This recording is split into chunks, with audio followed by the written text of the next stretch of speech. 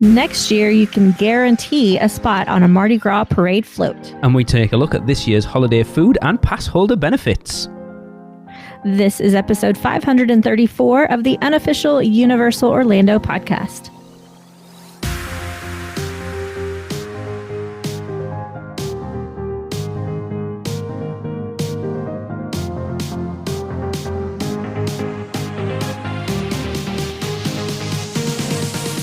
Hello, everybody. I am Michelle, your host for today, and with me I have Lee Malaby. Hello, everyone. And Lee Malaby. You can tell it's getting to that time of year. I think this is the first time that you and I have just recorded one on our own. I think so. I've done one with Chris. I've obviously done loads with Tracy, but I think this is the first time you and I. So Chris is in Colorado gathering snow for the weekender, I do believe. I know. They look so cute, those little Floridians in the snow. Yes, Alexa was desperate for snow, and then when she got it, she was like, oh, I don't know whether I actually like this or not. I know. I like snow when it's pretty and fresh yes, and only around inside. Christmas time. Yeah. And then after that, I'm like, okay, I'm done. I'm good. Tracy's currently locked in the bedroom upstairs getting her schoolwork out the way so we can go to Florida next week. Yay! I can't believe it's next week. I know. It's been 2 years since I've seen your cute little bald head. I'm not quite sure. That's what she said is what Chris would say at this point. Oh, God. Oh, that's bad. On that note, let's jump into some little things with Seth. This is Seth Kabursky, author of The Unofficial Guide to Universal Orlando, and I am back with a bite-sized edition of all the little things to get you ready for Thanksgiving. I actually haven't been spending much time at the Universal Orlando Resort because this past weekend was IAAPA, the big annual expo of the International Association of Amusement Parks and Attractions, held every year at the Orange County Convention Center on International Drive.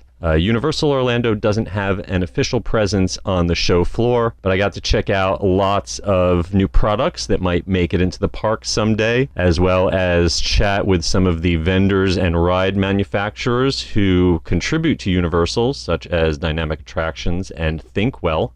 Universal's sister parks in Beijing and Tokyo both won IAAPA Brass Ring Awards, so congratulations to them. Over at the Universal Orlando Resort, the holidays are already in full swing.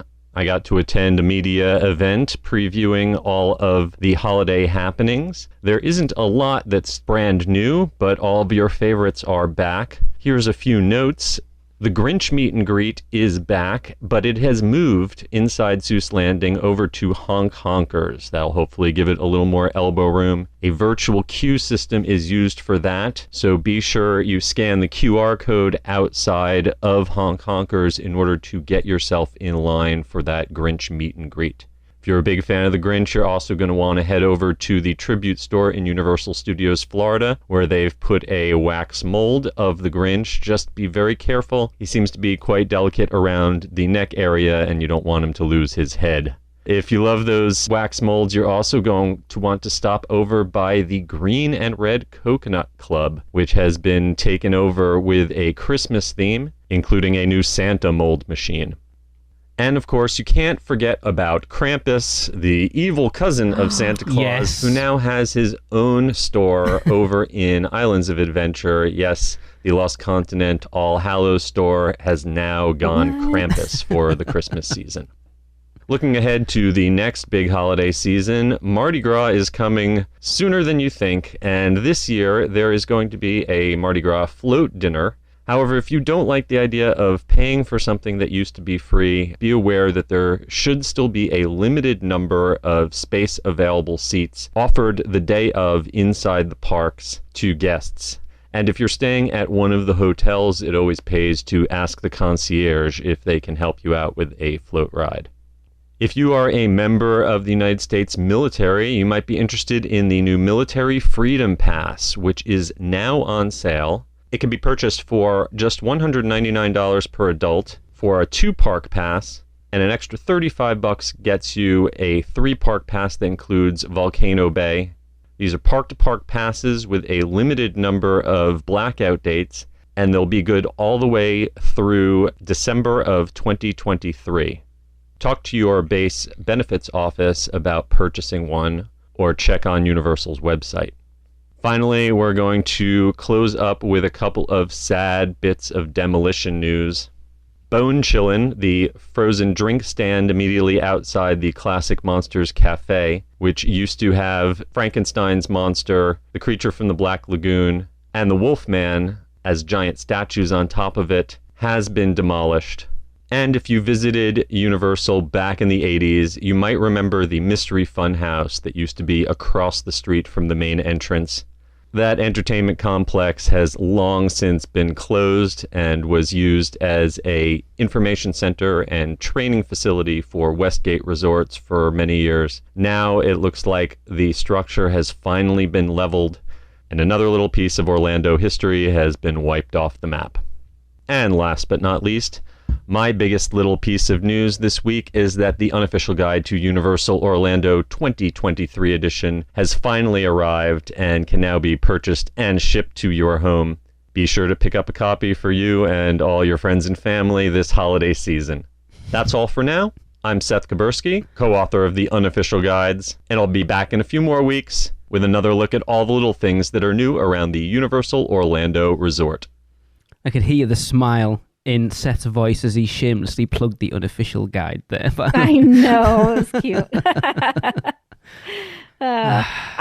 Fun fact about me, I started my adult love of the theme parks, my reignited love of the theme parks, I should say, on Seth's unofficial guide to Walt Disney World. Okay.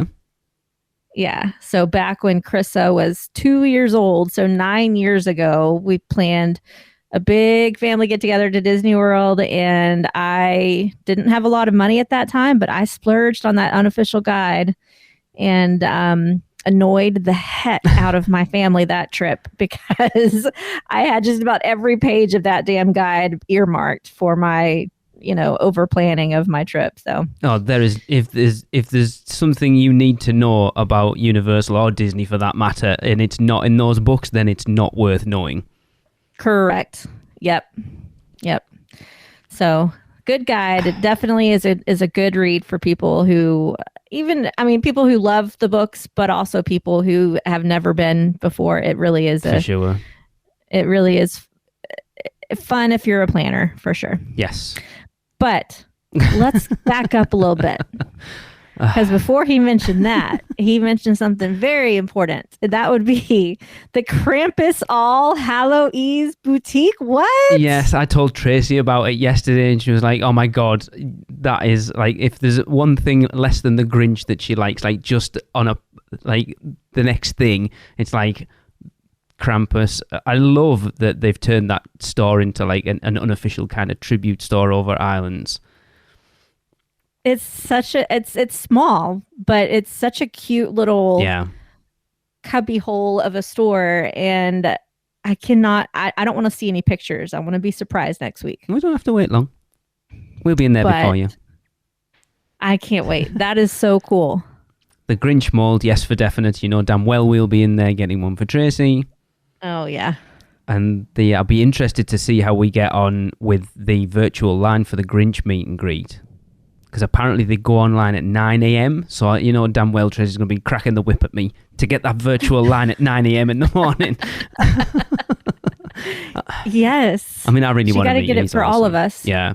Michelle, did you get a chance to go into the Dead Coconut Club when you were there? I did. Yep. I didn't actually have any drinks or no, but just enough anything. to get wander around. So yeah, we walked around, took pictures. Yeah, we never got a chance to go in there, so I'm quite excited to actually make the effort to get in the new one, the Green and Red Coconut Club. And it sounds like, I know from Chris talking to the manager, that this is going to be a year-round thing now, and they're just going to retheme it to something like they'll do a Mardi Gras, something in the summer. Why not? That's such a good idea. It really is, for somewhere that never got used. I mean, I didn't even realise where it was until we went up there to see it in September. Right. But it's a cool little place. Krista walked in with us and she felt like she was in trouble because it was a bar. Yeah. So the whole time she was like, Mama, can we leave? Can we leave? I'm like, you're fine, Krista. I'm telling you, you're fine. But yeah, so the green and red coconut club, that sounds pretty cool too. We'll have to go in there. I don't know where we're going to squeeze it in during the weekender, but we'll try our damnedest. Even if we just stick our heads in. I mean, I've had a look at some of the drinks. The drinks look pretty cool. I think it was, who was in there? Name check. Someone in the producers club. I want to say it was Adam. It was Austin Cleary. There you go. He went in opening day and he posted in there. I think I posted it on our Instagram, the menu for the drinks, and there's some mocktails in there, which is good because I think we complained at Horror Nights that there wasn't any or many non-alcoholic drinks, and not everybody drinks, so it's good to see that they've got that in there. But again, why not? I love that they're taking these locations that rarely get used for anything else and doing these overlays, and the fact that it is a changeable one means it's different every time you go. Right. And I mean, with the tribute store, I think they really realize that people are into themes. Yeah. Like they're like, yeah, people really like dig this, so let's do it somewhere else too. I mean, it makes total sense. And when we went in there, it wasn't like, it was still daytime. It was in the evening. The sun hadn't gone down yet, and it was jamming in there. The dance floor was full of people. The bartender was, busy the whole time making drinks. It looks like it's pretty successful. Well, I think if I remember rightly, Chris mentioned it a couple of episodes back. He was talking to the manager, and they made what they expected to make for the entire run of Horror Nights in the first week. Wow. And then doubled it the next weekend. So yeah, why wouldn't you? That's awesome. Yeah, it's great. I'll tell you what, I am disappointed that Seth hasn't mentioned in here, because it hasn't happened. I guess we're not getting the opening of that escape room before we come out. I haven't seen anything about it, so that's kind of a bummer. It sounds like the testing. I've seen pictures and people telling me that they've seen people going in and out of it and stuff. So it's there. Unless we get an announcement this week, and then the chances of getting in will be non-existent because it will be rammed. Right. Such a shame.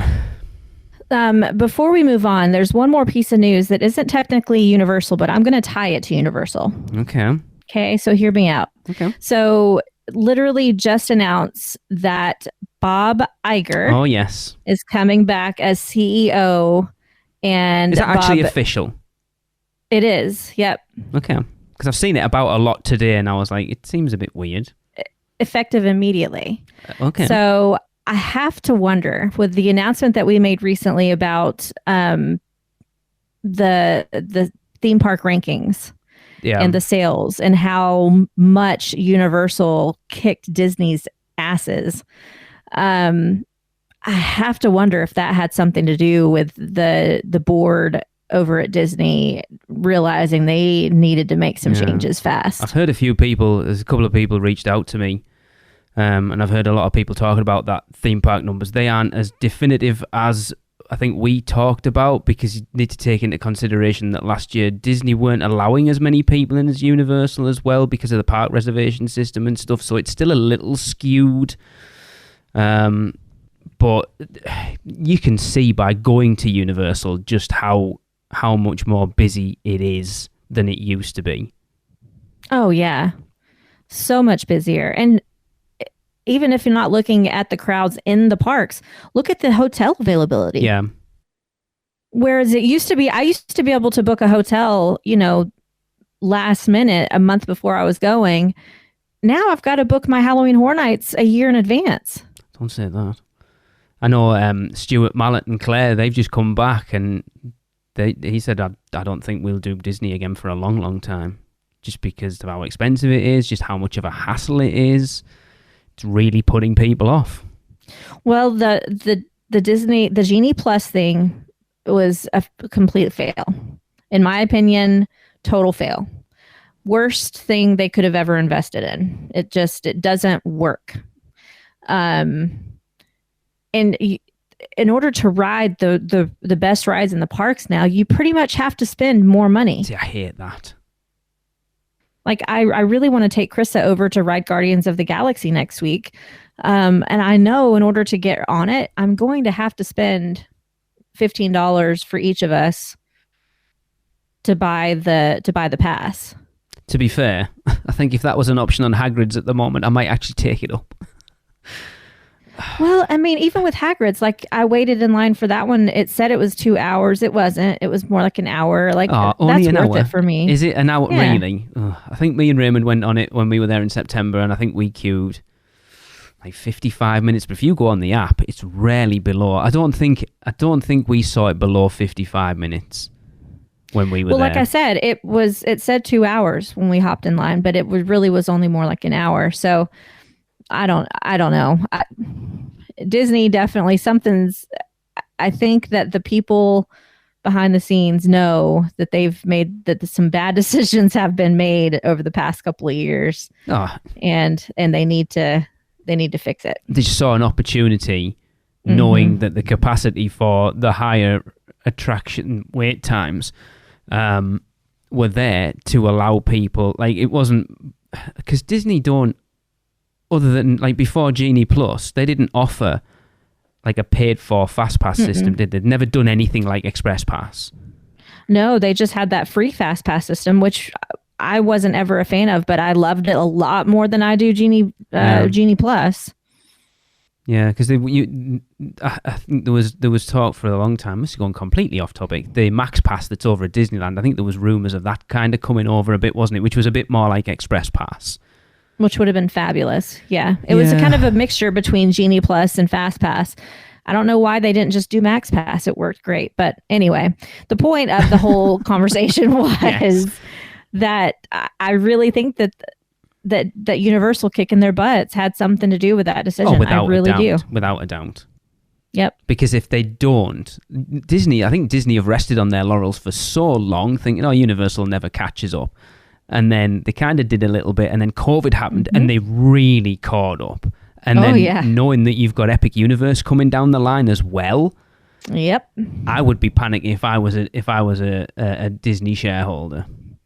I just find it funny. Like finally, I feel like the tides have turned, and Disney's kind of shaking in their boots a little bit, which is that's kind of interesting to me. Anyway, worries me a little bit that Universal will start going, because they know they've got the crowds now. Will they start doing those sort of nickel and dime things? I hope not. Well, moving on. There's a great segue, actually. Seth mentioned it in there. So next year, they're going to have this Mardi Gras float, ride and dine experience. So the spiel that came out was this new offering is available on select dates from February 4th through April 16th, 2023 as part of next year's Mardi Gras International Flavors of Carnival, and includes the exclusive opportunity to be part of the festivities by reserving a spot to toss beads from a Mardi Gras parade float, which is awesome. It really is. During the event's dazzling parade, plus guests can enjoy a 3-course meal with selections from the full menu at one of 4 participating restaurants: Cowfish, NBC Sports Grill and Brew, Finnegan's, and Lombard's. This experience includes 1 appetizer, 1 entree, 1 dessert, and 1 non-alcoholic beverage, and is $64.99 plus tax per person. It also includes, as we've said there, a Mardi Gras parade float rider reservation on the same day. And if you want to book that, you can purchase this experience and reserve your spot by calling 407-224-7554. And if you are an annual or seasonal pass holder, you will get a 15% discount off the ticket price with a valid annual or seasonal pass when purchasing in person at the front gate or guest services, or by calling that number. And this worried me ever so slightly, because I'm like, exactly what I said. Is this Universal finally going, this is something we've offered for free for many, many years. How can we make money on it? Mm-hmm. And they kind of are, but Seth mentioned it there as well. I can't imagine that they will sell enough of these every night of Mardi Gras to fill all those parade floats. No, I don't think so. Which means you will still get tons of opportunity to get on a parade float, but if you're absolutely desperate to do it and you're going to eat at one of these restaurants, it's not a bad deal. A 3-course meal at one of those, Exactly. plus a reservation, so you can guarantee getting on a parade float. It's not bad. I mean, an appetizer, an entree, a dessert, and a drink at Cowfish easily costs probably close to $50. Just that alone. So you're paying $15 to get on a parade float. I don't think that's bad. Right. And you don't have to do it. You don't have to. That's the difference. They're not forcing you. My issue would be if you don't buy this, you're not getting on a parade float. But knowing it's still a lottery, but you still have a chance to get on one, they're not forcing you to do this. So you don't have to do that. You can still go in the lottery and still potentially get a chance to go on one. But if you want to guarantee it, then do this. That's what I like about it. Right.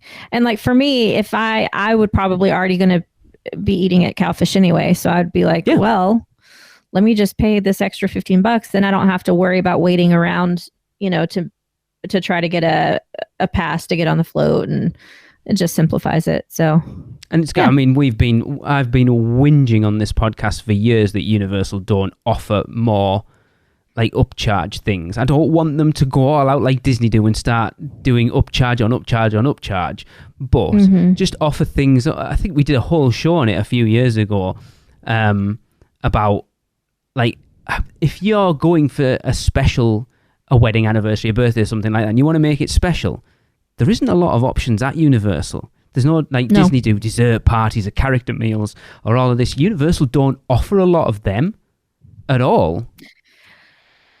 I don't know why we don't have character meals back. That is something that baffles me. Those are back at Disney in full force. Why have they not brought them back at Universal? To be honest, even before COVID, there was only one. There were two. There was the Minions one, and then there was the Marvel one. Yeah, but the Marvel dinner one wasn't on that much. I'm not even sure if it stopped before COVID. They've really struggled over the years to do character meals Universal, because we've done two. We did one in Confisco Grill back in 2009, which was phenomenal. The food was great, the character interaction was fantastic, it was so good. And then we did the Superstar Character Breakfast over at La Bamba in 2013, and that was okay, but they've always really struggled. They've always done it we're going to either do one in Islands or one in Studios. They don't do both.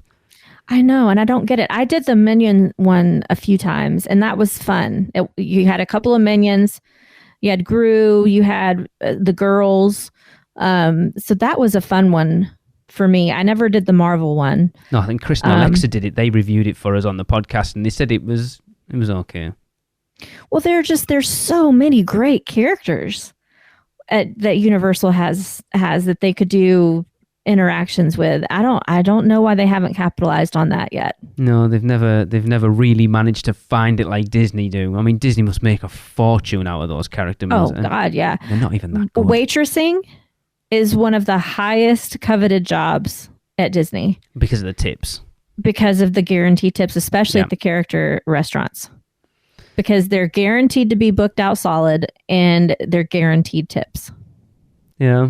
Yeah, I wish, again, it's another one of those things. They are embracing these things a little bit more, with like the Bayou Boil at Mardi Gras, your RIP tours at Horror Nights, and they don't do any dessert parties, do they? I'm surprised they haven't. Mm-mm. They did one, didn't they do one during the holidays?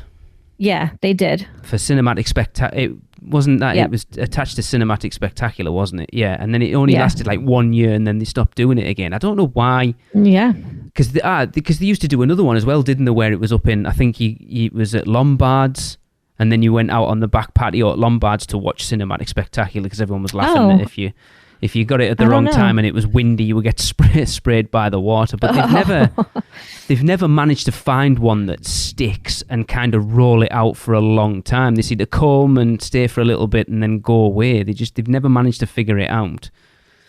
Right. But I like this.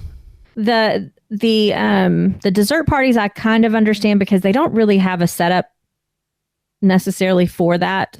in an area that makes sense. The character meals, though, like they've got so many restaurants. Why in the world can you not do character meals? Well, I think do scare actor dine. I don't understand. Like they've proved they can do it. All right, your experience this year wasn't great, but then obviously they've had to work with the logistics of doing it in a place that they've never had to do it before. Right. But they still prove they can do it. Oh, yeah. Like, I don't understand why. Like, Horror Nights seems to be a completely different beast. They seem to manage to be able to do things for Horror Nights that they can't do in the parks during the day.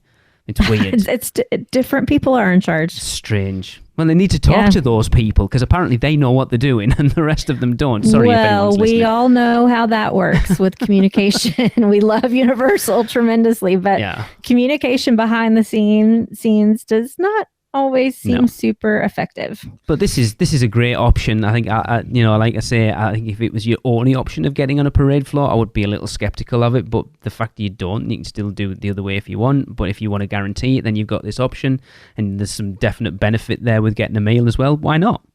Yeah, I mean, I think it sounds like a good deal.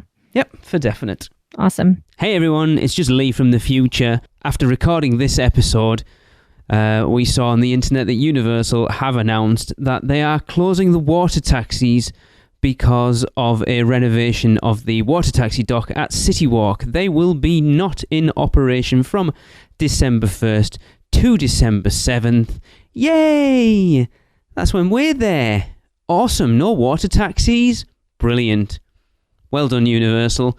Chuffed to bits by that. But seriously, we just wanted to let you guys know because I know there'll be people there for a certain meetup. There are also people coming out for the weekender, and this is going to cause potential logistical nightmares. So forewarned is forearmed. Bring your calm, and yeah, they did not pick a good time to do this, especially not for us. Anyway, just wanted to let you know. So back on with the show. All right, well, let's move on to some Producers Club birthdays. All right. Since Tracy's not here, I know. I guess I shall start us off. Sorry, everyone. All right. So starting off in just a few days from this recording on November 24th, we have Chris Azell. Happy birthday. Happy birthday, Chris. We will see Chris shortly. He's coming to the weekend. Yes, I know. So excited. And then next we have Richard Baker on November 26th. Happy birthday. Happy birthday. Jeremy Duncan on November 27th. Happy birthday. Happy birthday. I need to decide who's getting Chris's Feliz Cumpleaños. I know, that's all you this time. On November 30th, we have Adam Dworkin. Happy birthday. Happy birthday, Adam. December 5th. Gosh, we're already almost into December. It's a good job Trish is not here. She's already too fast she's already panicking. Yikes. Okay, Daniel Johnson on December 5th. Happy birthday, Daniel. Happy birthday. I so hope I'm going to pronounce this name correctly. Ramiz Alos on December 8th. Does that sound right, Lee? Yeah. Okay, let's go for that. Happy birthday. Happy birthday. December 9th. Oh, these are all consecutive. December 9th, we have Rob Steer. Happy birthday, Rob. Happy birthday. December 10th, Dominic Chippewa. Ooh, that's an awesome name. Happy birthday. Happy birthday, Dominic. December 11th, Betsy Wharton. Happy birthday, Betsy. Happy birthday. All the December I need babies. to catch my breath. Okay, Lee, you do some now. Okay, coming in on December 13th, I think I'm doing the top 40 countdown. I know. Danny Brigham. Happy birthday, Danny. Happy birthday, Danny. And of course, the man himself, who we will see again in a week or so's time, Mr. Joe Smithwick. Feliz cumpleaños, buddy. Happy birthday, Joe. Can't wait to give you a hug next week. I haven't seen him for so long. I know. On December 16th, we have Paul Edwards' birthday. Happy birthday, Paul. Happy birthday, Paul. I'll take this next two. We've got birthday twins. Unfortunately, Stephanie is not coming this time. So on December 19th, we have Stephanie Grant. Happy birthday, Stephanie. Happy birthday, Stephanie. And Holly Carter's birthday. Happy birthday, Holly. Happy birthday, Holly. And then on December 20th, we have more birthday twins. We have Michelle Liloya. Happy birthday. Happy birthday, Michelle. And our good buddy, Connor Webber. Happy birthday, Connor. Happy birthday, Connor. I hope we get to see Connor. That probably would have been Chris's Feliz Cumpleaños. I think it might have been, actually. Shall I continue? Yeah, I go want to ahead. jump in. We've got birthday twins again. There's too many. And on the December 21st, our very own and Michelle's other Russia Fear co-host, Miss Maddie Willett. Happy birthday, Maddie. Oh, happy birthday, Maddie.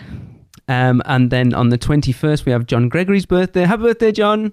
Happy birthday, John. And then before I forget, on December 22nd, it is my lovely wife Tracy's birthday. Happy birthday, Tracy.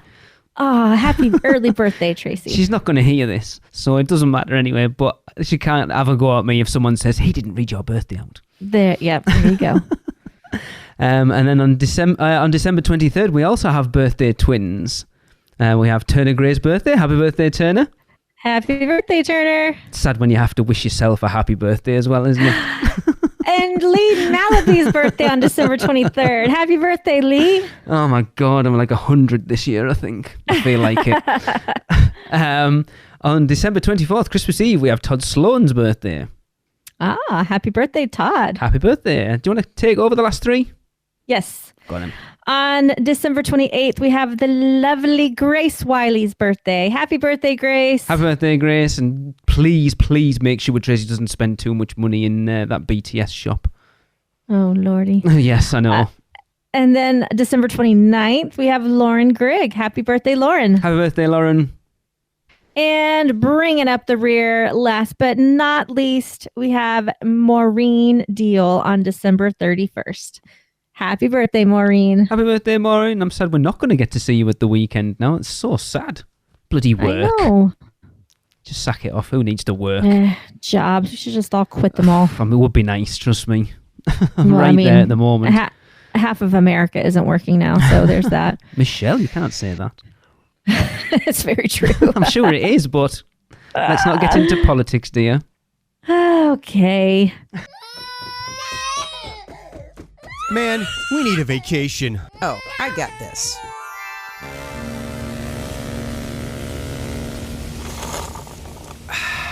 Whoa, that's awesome. But I was thinking something a little more adventurous. Okay, how about this? Yes! Woo! How about some relaxation from Mama?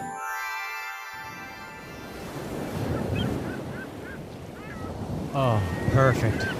How did you do that? Easy. Portkey Vacations. For your next vacation, let Portkey Vacations take away all the guesswork and stress of planning. From air and hotel to theme park tickets and everything else in between, they've got you covered. Just visit PortkeyVacations.com and touch the Portkey to get started with your free, no-obligation quote request. With just one touch, and Portkey Vacations will magically take you wherever you want to go. All right. Well, let's move on to something fun. Play me the bow, pick a bow clip.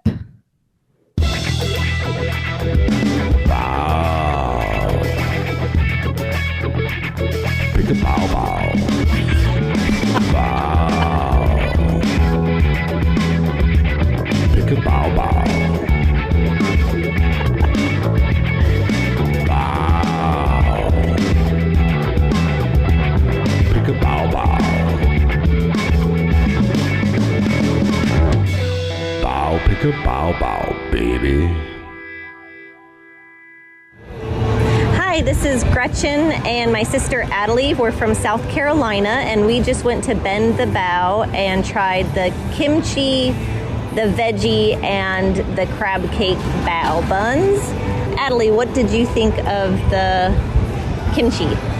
I would give it a 3, but I would give it a 5 if they could put extra sauce directly on the bread and then also on top. I think the sauce just wasn't evenly distributed, so you'd get a bite of plain and then you get too much sauce. Yeah, I agree. I thought it was tasty, like the flavors were good, but there was way too much bun.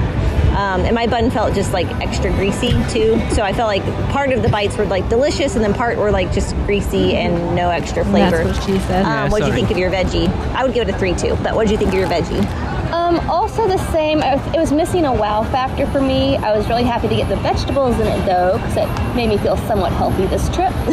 But I think it was just missing one element. I'm not sure what it was. Okay.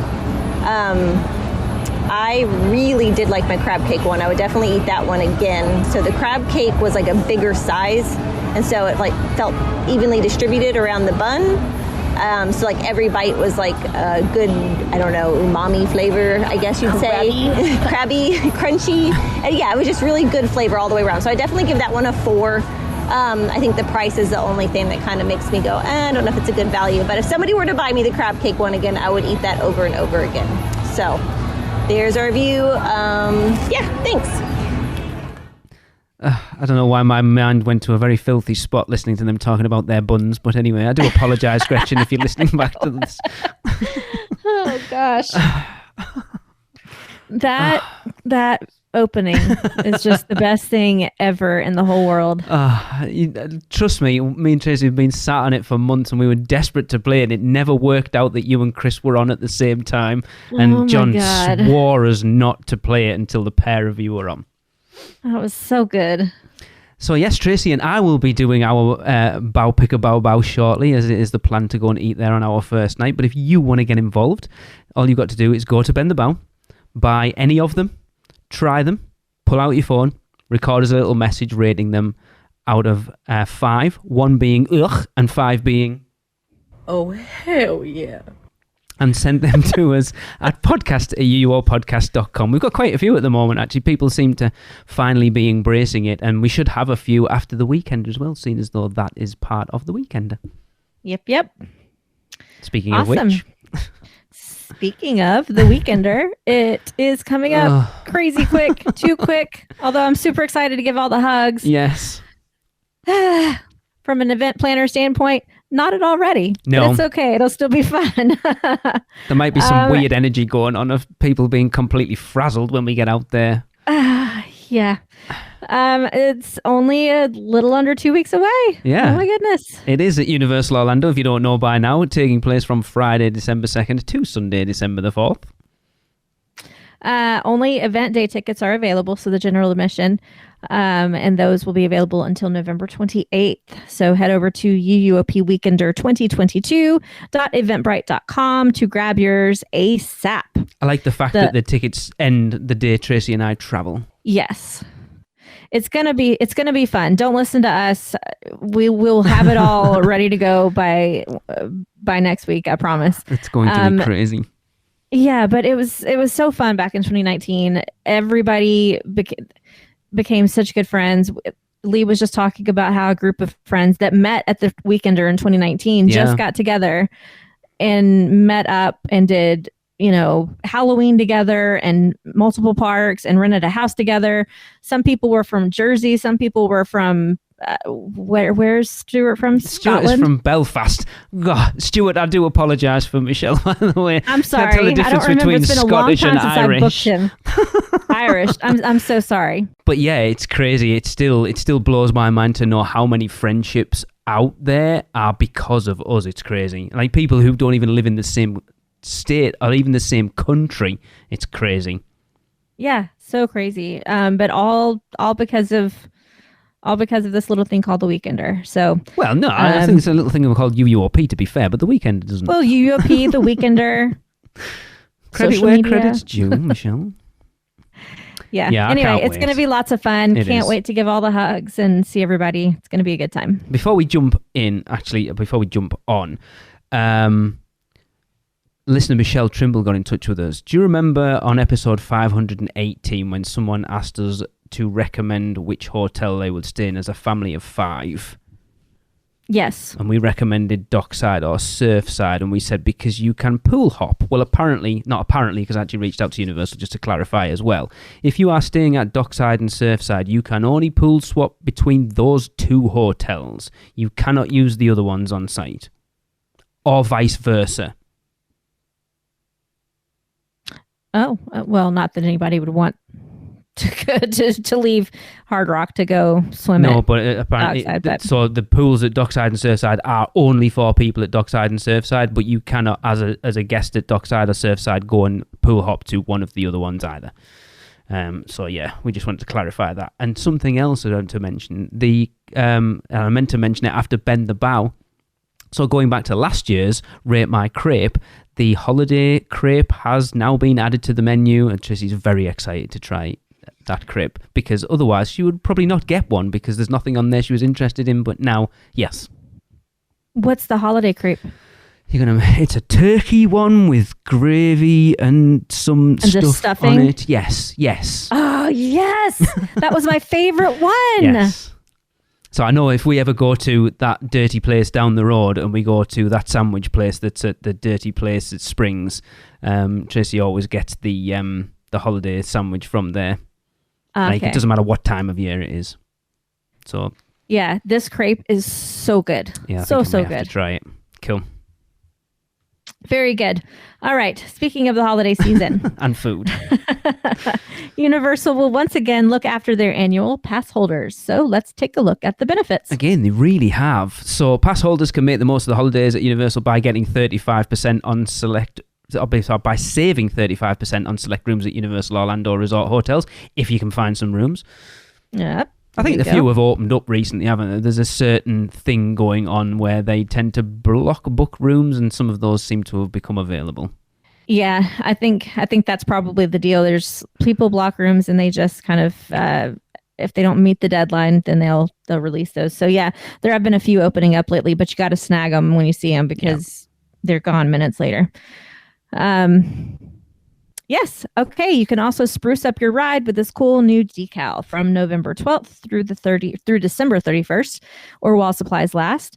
Pass holders can receive one free UOAP card decal, which can be picked up from either the UOAP Lounge in Studios, Florida, from 11 a.m. to 4 p.m. daily, or Tune Extra in Islands of Adventure from park open to park close. I will be getting one of those because it's free. Amen.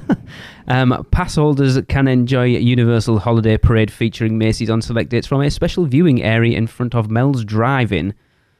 That doesn't seem like a bad place. I assume It's a great place, actually. Yeah, I assume the parade runs the same route as the Mardi Gras one does.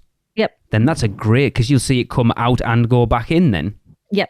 Awesome. Yep. I sat there, was it 2 years ago with Krissa, and it was a great space to I think watch. we might try that, because I'm hoping Tracy and I get to see it multiple times. So yeah, I might check that out first. Cool. Yep. Pass holders can purchase an exclusive menu item at Confisco Grill in Islands of Adventure from November 12th through December 31st. To order a pass holder exclusive menu item, ask a venue team member for assistance.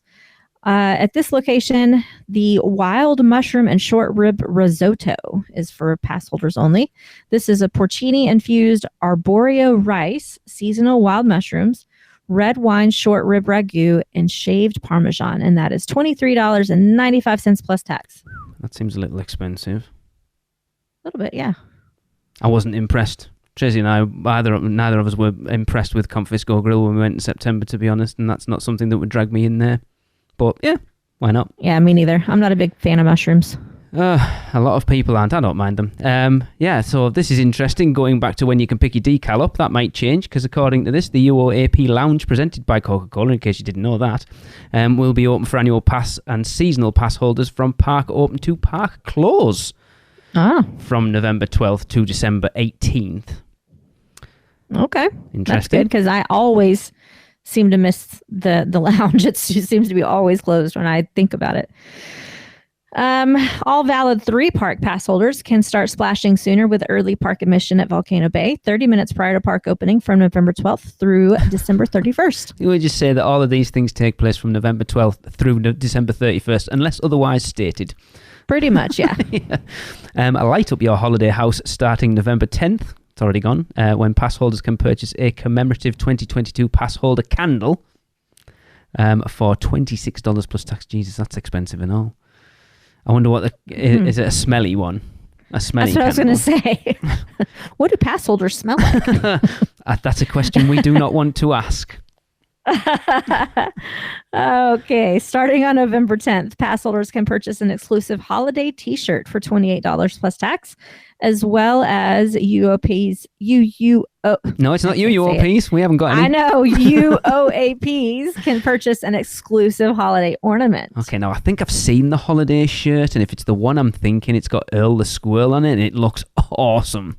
Yeah, it's cute. There's some of the merch this year is pretty cool. The I don't know if you've seen the freestyle cups. There's like a generic sort of Christmas one, and then there's the Earl the Squirrel one. It's so cool. I haven't seen them yet. Oh, it's so cool. And finally, don't miss the Holiday White Sangria, available at all 8 Universal Orlando hotels, as well as the Fig and Mascarpone Gelato, which is only available at participating hotels.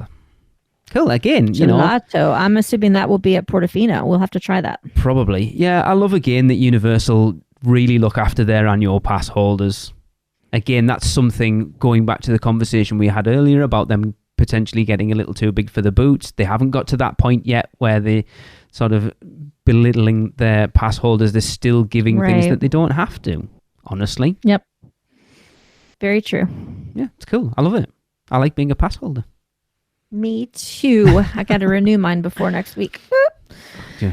All right, let's take a quick look at some of the awesome food that is available during the holidays at Universal Orlando. I just was telling Lee that I've gained like 50 pounds since he saw me in 2019. So yes, let's just eat some more. Oh, I'm bringing my stretchy pants for definite. So of course we are experiencing this. Tracy is very excited. The Grinch and Friends character breakfast. So we've got, let's have a look. Mayor Augustus's green eggs and ham pizza. Yes, please. The Grinch green pancakes, yes. There will be a gluten-sensitive option available upon request for that one. Berry Lou Who's shakshuka. Any ideas what that is? No idea. But that is, what's GS?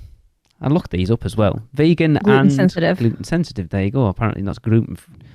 So, yeah, Martha May's baked French toast. Yes, please. I love a French toast. That is vegan. Lou Who's green eggs, of course. That is gluten-sensitive and vegan. Stew Lou Who's scrambled eggs. I don't know what makes them special. I don't know either. Calamella's chicken and waffles. I mean, this is breakfast. They didn't have that last time I went to this. You can also get Calamella's chicken and waffles with hot honey. Ooh. Okay. Mount Crumpet biscuits and gravy. Cindy Lou's Who Hash. Overnight oats. I really want to try overnight oats, so I will be trying them for definite. Chia pudding, whatever that is. Assorted fruits. Assorted mini croissants.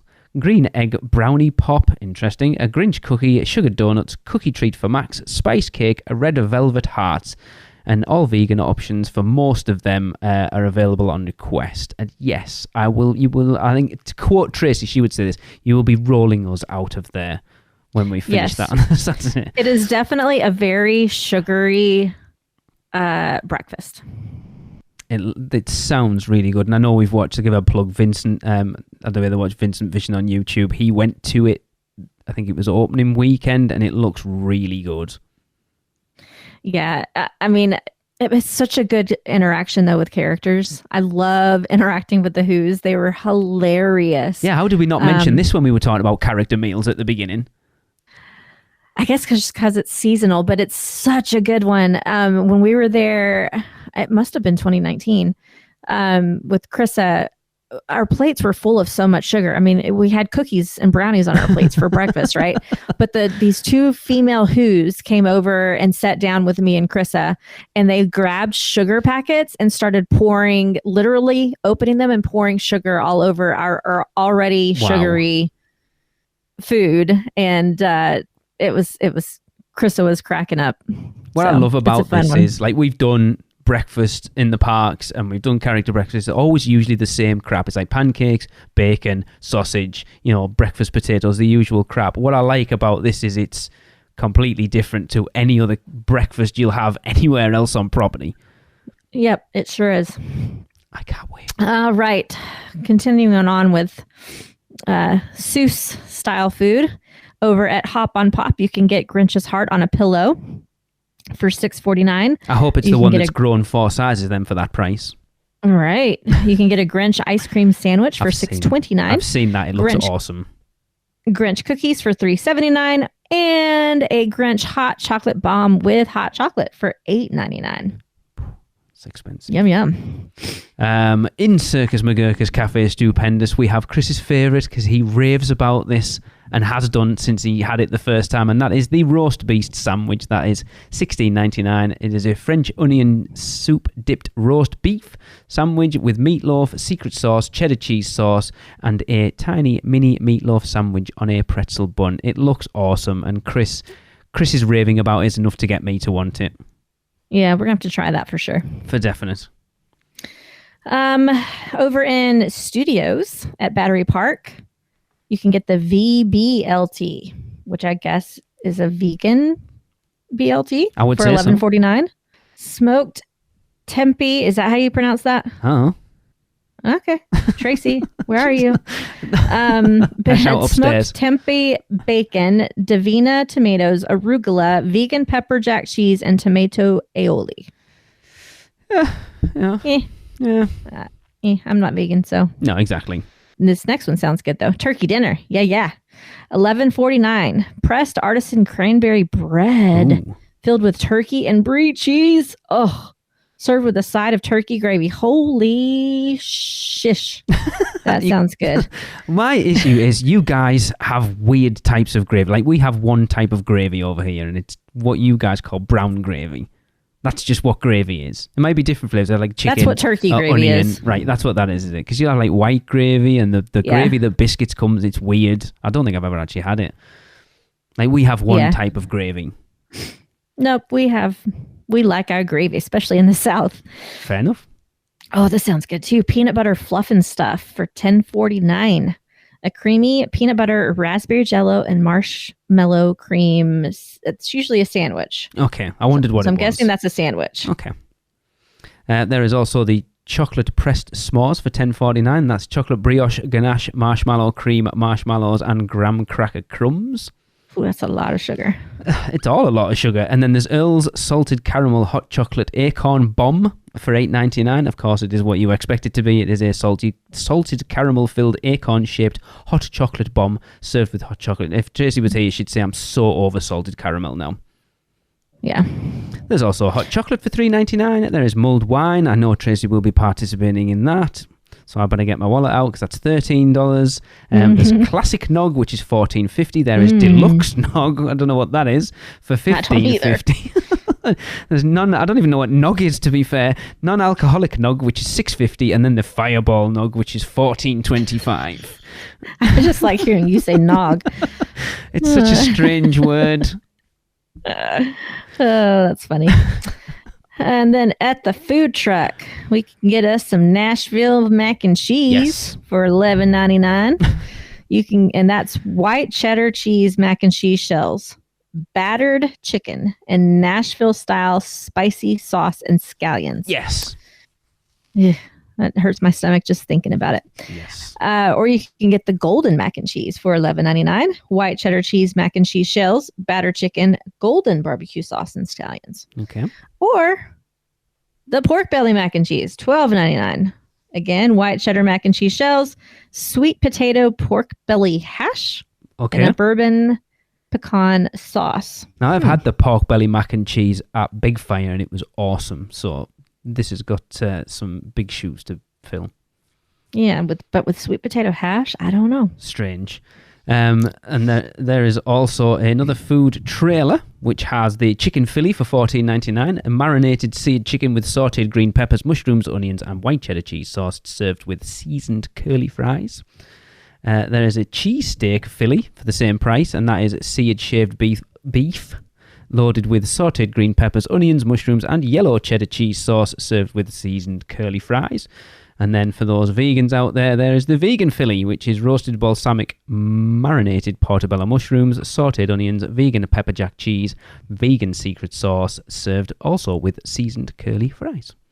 A theme park is the only place to eat curly fries. It's the only place that makes sense. They always taste weird otherwise. I think I can agree with that. Dessert offerings across the resort include the Croissant Moon Bakery, where you can find a vegan butter snowflake cookie for $3.79, a Grinch vanilla mini cake for $5.49, or an ornament sugar cookie for $3.79.